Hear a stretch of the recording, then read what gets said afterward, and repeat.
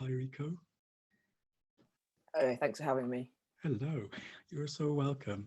We've got some time in our agenda today to hear from Rico about his story.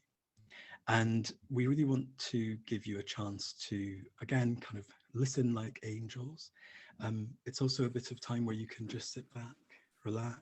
We're not going to be asking you to do anything in this space. But we just want you to hear Rico, to really attend to his story and think about how some of the concepts that we've come up with might help you integrate your change. So Rico, I'm going to start just by asking you, uh, tell us about you. Who are you? Where are you from? Yeah, sure. So Rico Chase, he, him. I'm from South London. I live like in Purley. It's just near Croydon. Yeah. Yeah. Where am I from? Yeah. My ancestors are Jamaican, so my three generation removed Jamaican heritage. Yeah. And how are you doing today? I'm good. I'm a bit sleepy though. I don't know. I didn't sleep well last night. I was just talking to my mates, usual Friday night watching Pulp Fiction. So my eyes are a bit swollen, but I'm good. I'm in a good mood. Yeah. Good. Um, How has the last couple of hours been for you? Quite reflective. I think I've been meditating for about 2 years now, and I think that I knew some of the techniques, I've experienced some of them, but it's always nice to have like a refresh or someone to actually explain it or go through the history of it or some of the books, because when you encounter meditation, it's very uh, I'm quite a serious and practical person. That's just who I am. I'm like a realist, and I can see it, or I can't touch it. It doesn't exist. So meditation for me was like an interesting addition to my life, necessary addition to my life. Mm. So a bit about me. I used to work in finance and trading floors. Mhm. I worked in finance for about 4 year time period. I heard of anxiety and depression, but like most people, you sort of just get taught just to get on with it, toughen up. That's kind of the way Mm. that I just approached mental health. Lo and behold, I probably was depressed for the majority of the time I was in the city, because Mm. it's very, very lack of sunlight, cutthroat environment. It's not really a place of warmth or friendship. And I'm actually quite a bubbly, warm person, but you can't really be that individual and having to suppress the things that make you human.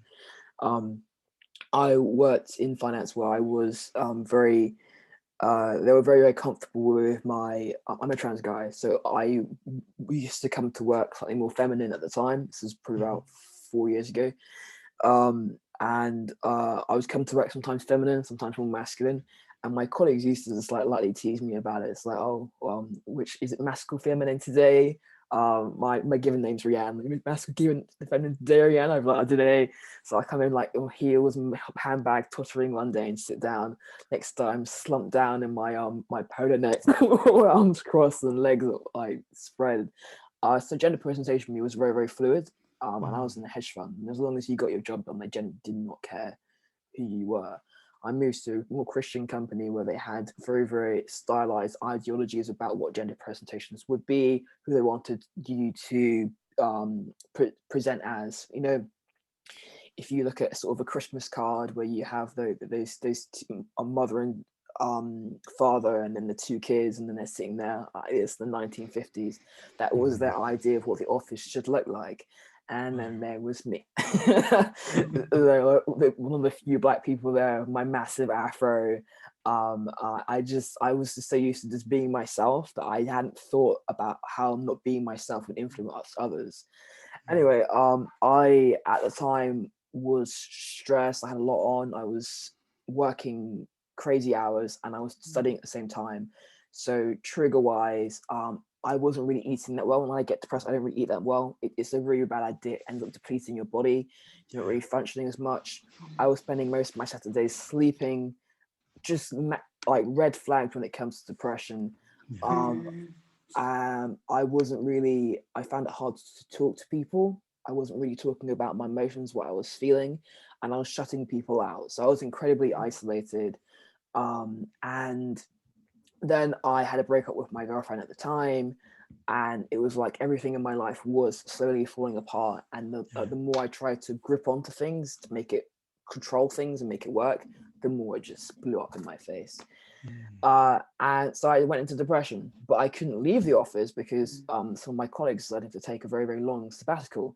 So Mm. I had to stay in the office and go through depression in the office. Wow. And the way that the company works was very, very, they described themselves as a cult. In hindsight, this, you could have seen this coming. Okay. Yeah, they're like, okay, we're like a big happy family and we are like a cult, but not like the cults you know. I was just like, what does that mean? That's fine, take my paycheck, let's go.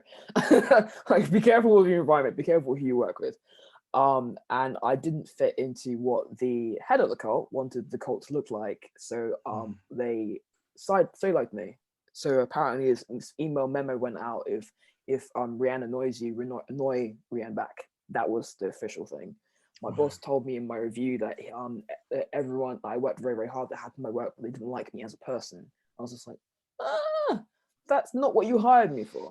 Anyway, cut a very long story short, at the end of 2 months, apologies if I trigger anyone, I had people laughing at me, swearing at me, jeering at me. My hands would shake whilst I was working, and the aim was they couldn't fire me because I was good at my job, so they had to get me to make a mistake so they could fire me. So I ended up with post-traumatic stress disorder. So post-traumatic stress disorder is when I was okay. I talk about this on panels all the time, man. And I'm good. I'm good. I'll recover, man. I just tell people these stories so they can understand how bad it can get and how you can recover from it. So don't feel sorry for me. Just understand that that no matter how bad your mental health can be, you can always recover from it using some of the techniques that you've kind of uncovered in this in the seminar. So I was in a situation where post-traumatic stress disorder is when your animalistic part of your brain. So the way that your brain is created is that you have the original, the animalistic part, and then the modern part of your brain, the newer part that's grown up on the back of it. So now when someone jumps at you, you go, ah! It's kind of useful when there's like lions and tigers and you need to run away from the saber-toothed tiger. But in the modern day world, it's really bloody irritating. So the way that my PTSD works is that if someone in my periphery movement, any periphery movement triggers, I have a panic attack. But the panic attacks I would have were the debilitating type. Like I couldn't read and write in public. People couldn't touch me for about 8 months. So it took me about 2.5 years to recover from PTSD. I went from working on a trading floor to being a bartender because I couldn't read and write. Just entirely different worlds. Now, I'm a director at TransActual UK. I do a lot of public speaking. I can read and write again, which is quite cool. Wait, just hands. So I'm back to where I was, if not slightly stronger. I still have a very, very slight amount of triggers and PTSD, but the thing that really, really helped me is that in the first 9 months of having PTSD, I refused to get treatment out of pride. I was just like, it will go away, wish it away, don't acknowledge it, don't think about it. It got worse. If you do have mental health problems, there's Mind UK, BLIAM. I know a lot of trans organizations. Oh, sorry, I'm trans focused. I know a lot of queer organizations that actually offer mental health seminars for free. I know I've got like 2 minutes left, but I'm just keeping an eye on it. Yeah, if you do need help, reach out. If you are in a very, very bad place, go to your GP. I am on medication. I've been on medication for about a year now, and it does help. Even if you don't necessarily, there's no pride around it. If you do need help, reach out. Sometimes you just need a break, and sometimes medication can give you the break that you need to stabilize and then get back to where you are before. Personally, I had so much internalized taboo about mental health that I thought by reaching out I was going to be weak, or I let my family down, or I was a disgrace, or I was that person, that attention seeker. No, it doesn't work that way. You know, there's structures in place specifically to help people with mental health issues. So there's no shame in just reaching out and making your life better. And do you think, I mean, your story is incredible, and I feel so lucky to be in the space with you where you are now and where you've been. I guess there's a really curious question for me, which is, do you think that sense of pride or the resistance to seek help, did that have any kind of gender attached to it for you? I probably came out as trans about 2 years ago. Mhm. So at the time, I think I was just one of those power suits, padded types. I don't think it was necessarily linked to gender, but in Mhm. hindsight, most of my ideologies or internalized presentations were more masculine related. You Mhm. just didn't want to show any signs of weakness.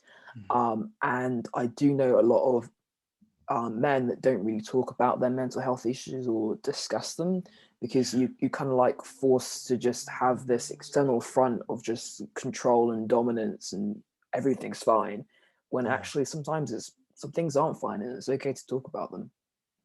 And did your, well, it's not did your, how supportive was your family and the people around you in terms of you expressing your identity? I'm in my family home right now, so I really have to be careful what I say. Uh, Sure. I would say that when you come from a Caribbean family, it's not necessarily something that is necessarily understood. Mm. And talking in general for the trans community, there are a lot of instances of people being, sorry, if anyone else, being made homeless and Mm. isolated from their gender identity, which is why places like this is incredibly important. Safe spaces are everything, Yeah. not necessarily for drinking and partying. Safe spaces is to actually have a conversation, or to in some way to have people around you who understand you and unconditionally love you, Yeah. whilst your family may be adjusting or coming to terms with who you are. Right now, I feel pretty blessed because I'm in my family home and I'm Yeah. slowly growing facial hair, and my family haven't asked me any questions. My voice is Right. breaking and it's going deep, and my aunt still asks me what I'm doing throughout my day. And you know, Yeah. if I tell him I've done something very very trans, I'm like, well done, and I'm like, oh, okay. So got there eventually, but it's a Yeah. journey. I think someone explains it to me perfectly. He says, you've been struggling with your sexuality and your gender Mm. for about, I don't know, say about a year, depending on who you are, like a year, 2 years. And you tell someone, and then you have this expectation that that person's going to catch up to where you are right now in a couple of Mhm. seconds. Yeah. Sometimes it doesn't take time. Sometimes they need time in order to go through the same journey that you've gone through. Mhm. um I'm not condoning transphobia or homophobia, I'm not, but sometimes giving people time isn't the worst thing. It's frustrating, I hear you. It's also not easy. You're trying to work out who the hell you are. Yeah. You have to try and make someone else feel better about it as well. You're like, Yeah. I'm in pain. Oh, there you go. You'll get there. You're like, I'm struggling myself. Yeah. So I hear you, but yeah, I feel blessed, but I know so many others who are not. Yeah, I do a lot of work in hate crime. It's pretty gnarly out there. And you approach from the times I've met you, you approach things with such generosity. There's a real sense of the contact that you make with people is about meeting them where they are as well as where you are. And I think that's such a powerful message about giving people time to catch up. You might have been thinking about this for a year, so give them some space. Michael's been sending through a couple of questions from people, so I hope you don't mind me asking these because they're fabulous questions. Do you think that your hedge fund experience was as accepting as it sounds, or was it just in comparison to the cult? Good question. I'm thinking about going back into finance right now as a trans guy, so I'll let you know. But I'm doing a project right now with a group of it's called Gender Identity Network, and it's an insurance group of insurance companies, and they are trying to make sure that non-binary, trans, and gender-fluid people are represented in offices. And I'm currently producing and directing that project right now, and that Wow. might be launching in June. Yeah. So these organizations are making an active effort in order to improve gender identity. Mm. There is an organization called TransActual I'm working very, very close with. So the office and corporate types, middle-aged white balding men, are doing their best. They are trying. I'm not going to say that it's perfect and we don't have constant instances of homophobia and transphobia in offices, because it does exist and it will exist for a while. But I feel as if the powers that be are trying. I could be Yeah. optimistic, but yeah. But I know for big organizations like KPMG, say for example, they actually have internalized trans representatives, and that's been there for about 5 years now. So it's more progressive than I thought. As a middle-aged balding white guy, Sorry. I embrace it. I embrace all that I can do to try and be different. One of the bits of learning I've been doing recently is around the concept of allyship. And when I was reading Layla Saad's book on white supremacy, which is just incredible. And one of the things that really stood out for me was ally isn't something you can self-identify as. Someone else has to call you an ally because you have done something that's worthy of being an ally. How would you like people to express their allyship in helping all of these amazing bits of work that you're doing? What can we do to earn the badge of ally? Luckily, one of my co-workers at TransActual has really helped me out with this one. So on TransActual UK, there's actually a resource on our website centered around allyship. So let me just quickly find it so I don't sort of just make this up as I go along.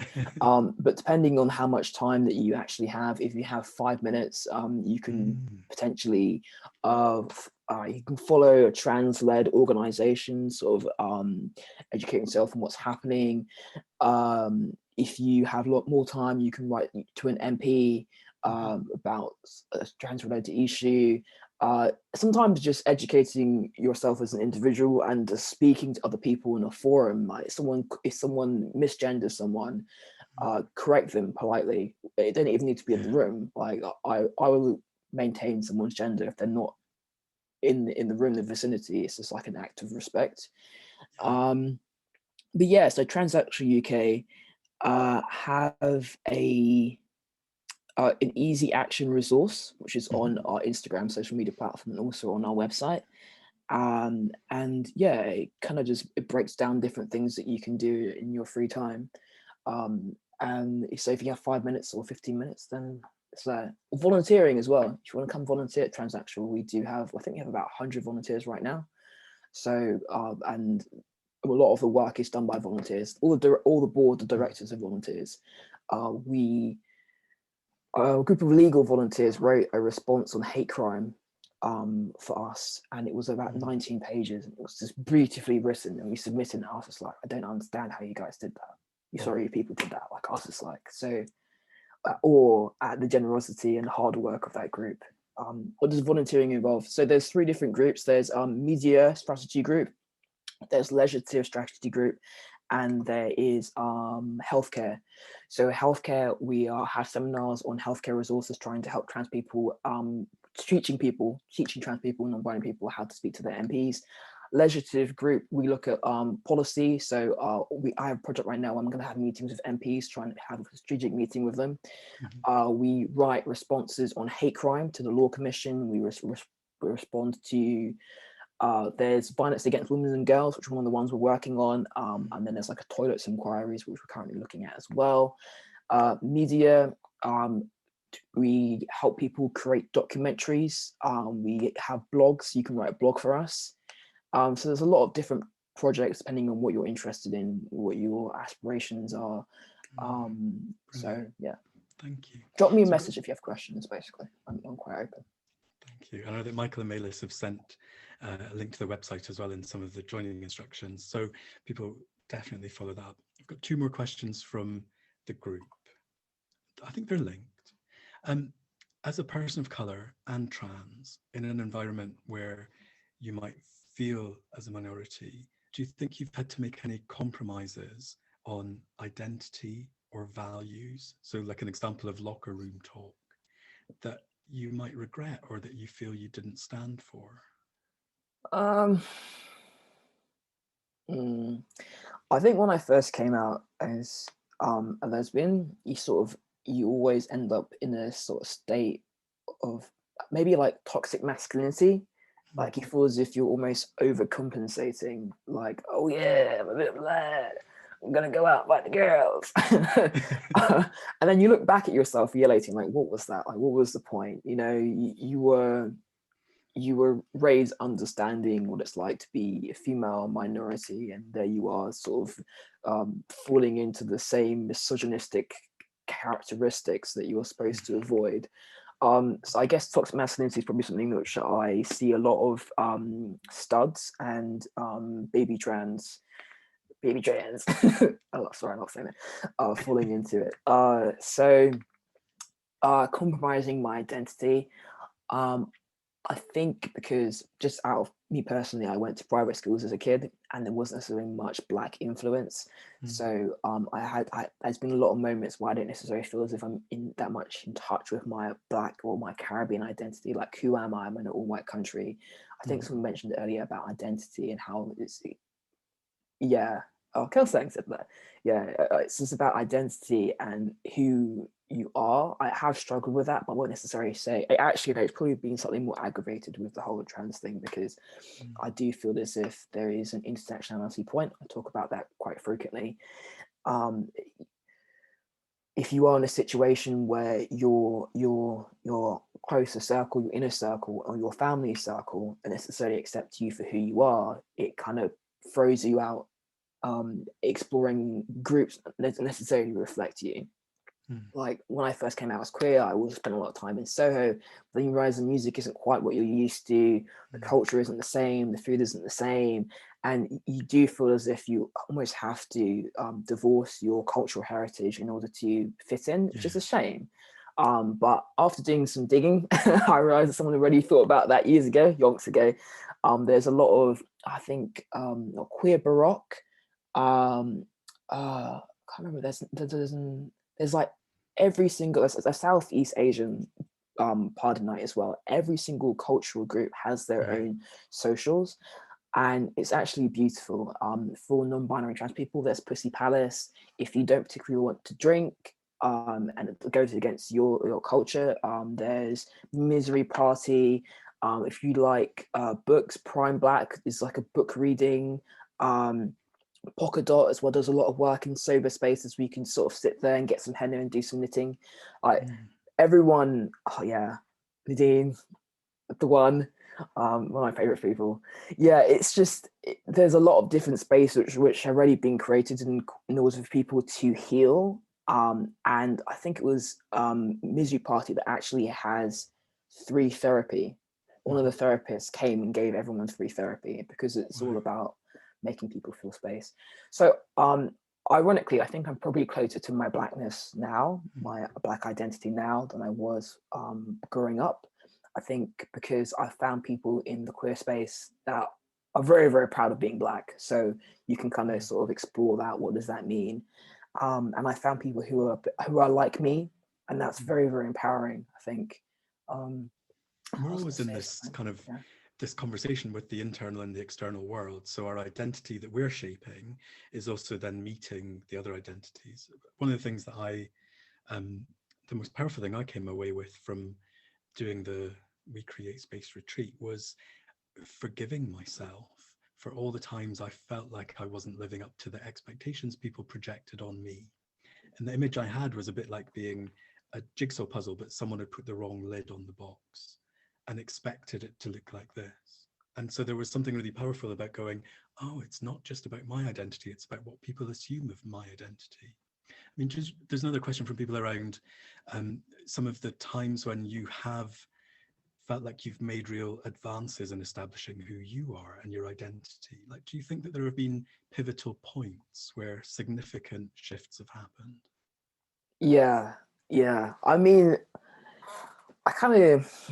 I skipped through like the pains and the struggles I went through in order to get to this position. I don't really want to trigger anyone, and I want the seminar to be about positivity. But I write for my blog, and my last blog was called Worthy of Love. And so for me, I used to work in Shiba, as you know, and one person came in, and they were the first person to actually recognize that I was trans and still kiss me for it. And that for me was just like a beautiful moment. But it was like raw acceptance. And I actually got this necklace when I was out in Camden with them, and I carry it around with me all the time, like it's here, and I meditate with it as well. This was a sober event. I made this necklace at a queer sober event, and the person that gave me the stuff to make it was trans, and I didn't even know. So trans people can be so passable that you won't even know that they exist. So these are the two messages that I pretty much just carry around with me all day. But it's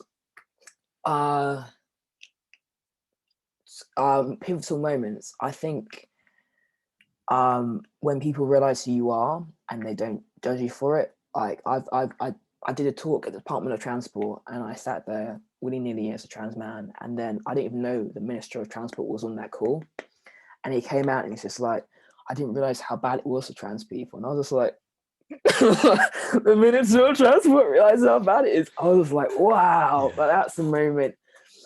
I did a talk. I was on a panel, just like a round table at the mayor's office, and the fact that they even let trans men in, and we just talked about how it was, what it's like. That was a moment for me. When my sister actually called me Rico and respected my pronouns for the first time, that was a moment. And I was on a Zoom call. I actually got hired to create a radio station. A Black radio station hired a trans man to create their offering for Black Lives Matter, and I was just like, why me? You could hire anyone. And I organized it all, and we got speakers such as Councillor Karen Vernon, Councillor Karen Williams, Patrick Vernon, Diane Abbott, Lady Phil came along. So these are like prominent political people who came along and respected my pronouns. And I introduced myself as a Black trans guy, and no one batted an eyelid. Yeah. And I was so used to feeling so scared and persecuted, bordering on terrified, that if I go into a professional space, the reason why I like being a freelancer is like, if I meet you, it doesn't go well, I never have to meet you again. It's great. You just walk into a room, it's like, oh no, not working, you know. But when you're stuck in an office, you're there for about 2-3 years, the same old people. All it takes is one homophobe, and it's just, because this isn't great here. And I think that sort of to have a group of people that I knew were older and Black, and obviously very, very strong-willed and strong-minded, being so accepting was just a massive win. And another one, so I did some reporting for Rainbow News, Rainbow Films, and Rainbow Films. I still had PTSD when I started working for them, and I learned how to do cameraman and camera skills because I couldn't read and write in public, so I had to find a different way of earning a living, which meant that I could jump from people to people and not actually be in the same space. So videography was great for me. And the group of people, it was like a queer videography training group, and they taught me how to use the camera. And I talked about my story, my PTSD story, towards the end of it. But it meant when I was doing that project, I interviewed Neo 10Y, Lady Phil, Aaron McCarthy. Like the guy knew that I needed spaces to heal, so he stuck me in them. And I have so much respect for him for doing that.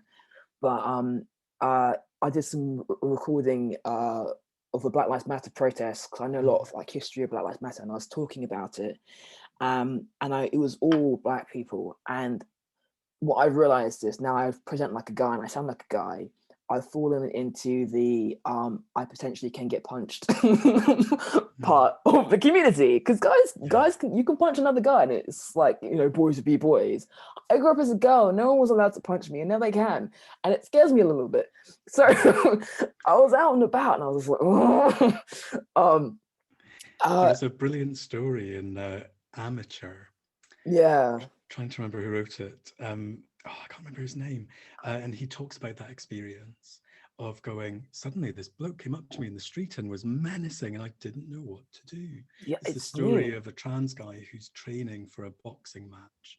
It's an amazing story about his search for a masculine identity and actually how attractive that violence is. I just want, I know that we're over Running out time. of I'm time. sorry, I'll say Rico. this one thing. Yeah, But go so, for it. and my queer big sister, I was scared about having a sign that says Black Trans Lives Matter, because Mm, it's like I'm outing myself as trans because I'm passable. No one really knows.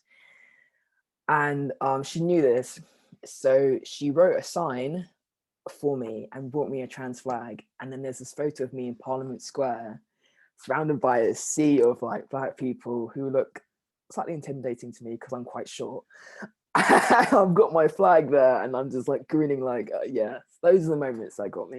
So yeah, people thank are you, Rico. wonderful. Do you know, I think you utterly embody this concept of be the change. And Thanks. it's such a joy to have you here. I'm so grateful for sharing your story. Um, I know that we didn't get through all of the questions that were coming through, but the questions that we did get through were so beautifully put. So thank you to everyone.